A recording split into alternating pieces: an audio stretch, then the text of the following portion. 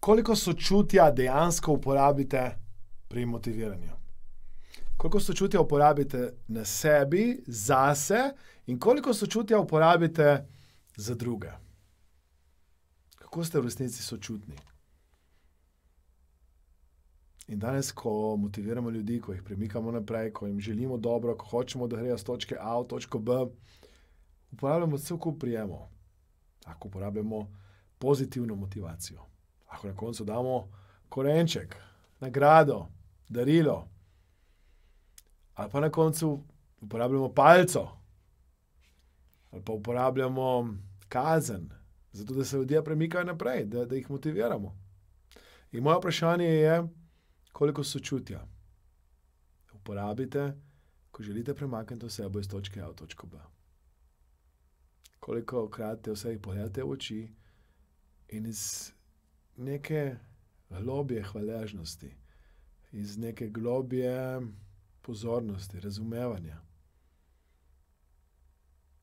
sočutjem izražate motivacijo, izražate spodbudo, izražate željo, da se ta oseba premakne naprej. In ena oseba, ki bi jo rad, da jo motivirate z več sočutja, ste vi sami. Kolikokrat ste sami do sebe sočutni? Sami do sebe uporabljate prijazne besede, vendar besede, ki vas bodo premaknile, besede, ki vas bodo dale naprej. Kolikokrat ste do sebe in do drugih v vaši komunikaciji sočutni? Kolikokrat do sebe in drugih uporabljate sočutje, da motivirate in premikate ljudi naprej? Hvaležen bom za vašo povratno informacijo.